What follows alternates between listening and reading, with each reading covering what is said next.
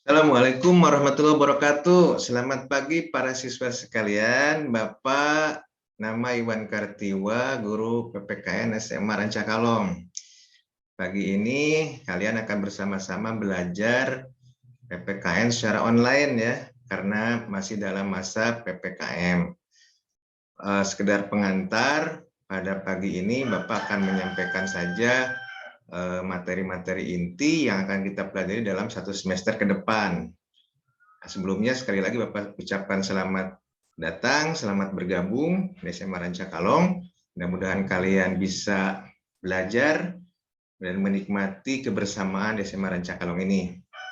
Itu saja sebagai pengantar. Bismillah, kita berdoa bersama-sama, menghaturkan salawat kepada Nabi Muhammad SAW. Mudah-mudahan semua kegiatan kita hari ini, khususnya pembelajaran PPKN, materi awal ini, bisa berjalan dengan baik dan sesuai yang kita harapkan. Nah, para siswa sekali lagi sebagai pengantar, Bapak sampaikan materi inti yang akan kita pelajari selama satu semester ke depan dalam pelajaran PPKN kelas 10.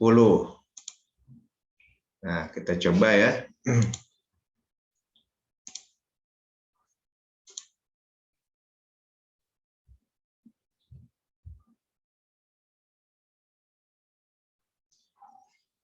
Ada belum muncul ya. Nah, kita coba lihat ya materinya. Jadi selama satu semester ini kalian akan mempelajari kurang lebih 4 materi ya, tergantung situasi dan kondisi. Tapi secara umum 4 materi inti. Pertama mengenai nilai-nilai Pancasila dan dalam praktek penyelenggaraan negara. Apa saja yang akan kita pelajari? Antara lain sistem pembagian kekuasaan. Dalam materi ini nanti kalian akan mengenal bagaimana pembagian secara horizontal, secara vertikal begitu.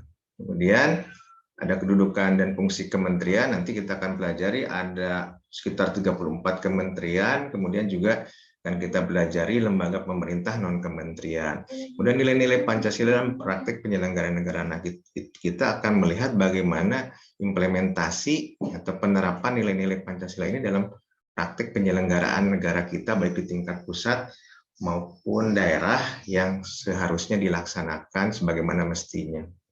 Nah, itu materi pertama.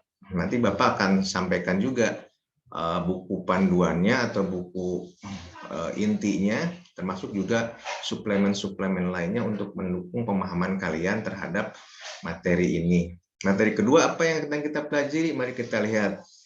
Materi kedua mengenai ketentuan Undang-Undang Dasar Negara Republik Indonesia tahun 1945 dalam kehidupan berbangsa dan bernegara.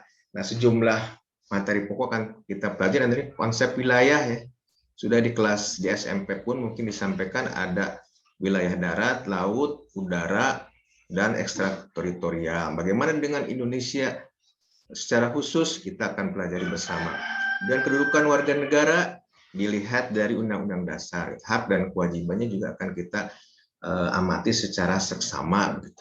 Bagian ketiganya mengenai kemerdekaan beragama. Nah, dalam pasal 29 itu disampaikan mengenai jaminan kemerdekaan atau kebebasan beragama. Bagaimana pelaksanaannya dalam kehidupan sehari-hari kita, dan juga itu akan lihat dan kita akan amati. Berikutnya di bab 2 ini kita akan membahas sistem Hankam, sistem pertahanan dan keamanan kita. Dalam hal ini kita mengenal ada konsep sistem Hankam rata, sistem pertahanan dan keamanan rakyat semesta yang khas menjadi sistem pertahanan keamanan negara Indonesia. Itu kita akan pelajari juga.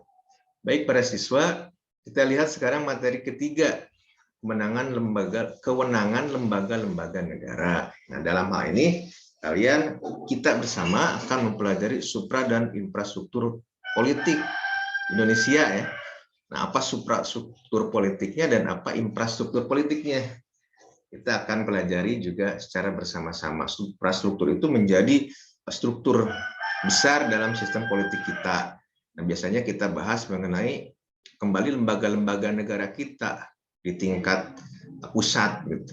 Dan infrastruktur politik ini bagian di luar dari suprastruktur yang memiliki peran dan fungsi penting dalam menjalankan sistem politik kita. Berbicara infrastruktur politik, maka kita berbicara antara lain partai politik yang ada di kita, kemudian juga bisa pers, kemudian juga bisa lembaga swadaya masyarakat, dan lain sebagainya. Nanti kita bahas. Berikutnya, lembaga negara juga akan menjadi pembahasan secara penting. Nah, dalam hal ini kita membahas peran, fungsi, payung hukum dari lembaga-lembaga negara ini. Kita kenal lembaga-lembaga negara dalam yang tercantum dalam Undang-Undang Dasar 45 kita itu ada 8 ya, mulai dari MPR, DPR, DPD, MA, MK, KY, dan BPK. Ini kita bahas secara detail. Bagian ketiga dari materi ketiga, bab 3 kewenangan lembaga negara itu kita bahas good governance. Ini konsep yang dirintis atau dirumuskan oleh PBB melalui UNDP. Nah, oleh sebab itu maka semua negara dimanapun harus menerapkan sistem good governance ini atau tata kelola pemerintahan yang baik. Sebuah pemerintahan harus dilaksanakan melalui prinsip-prinsip seperti halnya transparansi, akuntabilitas gitu dan lain sebagainya. Berikutnya, bagian terakhir dari materi ketiga kita adalah partisipasi warga negara. Jadi sebagai warga negara, apa yang bisa kita lakukan, partisipasi apa yang bisa kita lakukan dalam kehidupan berbangsa dan bernegara ini. Apakah mengikuti sejumlah kegiatan kenegaraan seperti hanya pemilu, kemudian hal-hal kecilnya kita juga aktif dalam kehidupan bermasyarakat di lingkungan kita.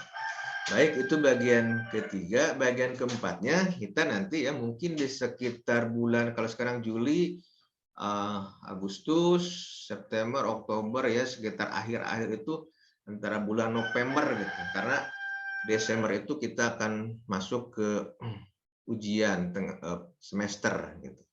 Nah, oleh sebab itu di bulan November biasanya kita akan bahas ini, hubungan struktural dan fungsional pemerintah pusat dan daerah. Bagian awal kita akan coba membahas konsep desentralisasi. Nah, konsep desentralisasi ini penting karena ada semacam sejumlah pelimpahan kewenangan dari pemerintah pusat kepada daerah. Jadi para siswa kan tahu bahwa tidak semua kewenangan dipegang oleh pemerintah pusat, ada yang didaerahkan begitu. Hanya 5 kewenangan yang masih dipegang oleh atau dikuasai atau dipegang oleh pemerintah pusat. Antara lain hubungan luar negeri atau politik luar negeri, pertahanan dan keamanan, justisi, moneter dan fiskal gitu, serta peradilan ya justisi itu. Nah, itu hanya dipegang sampai sekarang oleh pemerintah pusat. Yang lainnya sudah disentralisasikan, sudah menjadi kewenangan pemerintah daerah.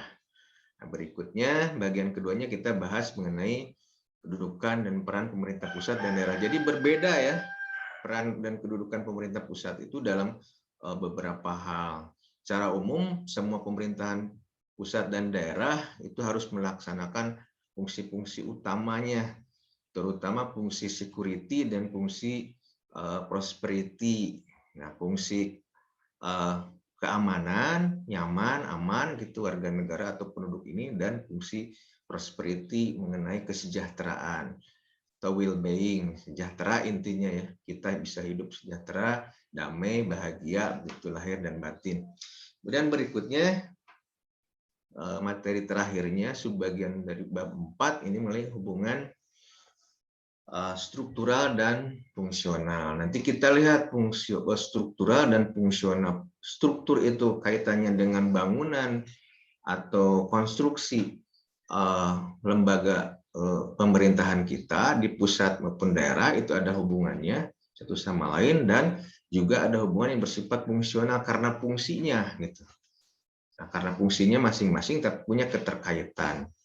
Nah, para siswa sekedar informasi materi kita atau capaian pembelajaran yang ingin kita ampu bersama kira-kira itu nanti berjalan seiringan dengan waktu ya. Tentu tidak efektif, ada beberapa kegiatan yang mungkin belum efektif dalam perjalanannya begitu atau tertunda dulu karena beberapa kegiatan. Baik, Bapak rasa itu dulu. Terima kasih untuk partisipasinya. Kalian masuk lanjutnya ke Teams ya, ke aplikasi Teams untuk melihat materi yang disampaikan tadi termasuk RPP dan sebagainya yang akan kita laksanakan, rencana pelaksanaan pembelajaran bagian pertama, termasuk silakan diisi daftar hadirnya.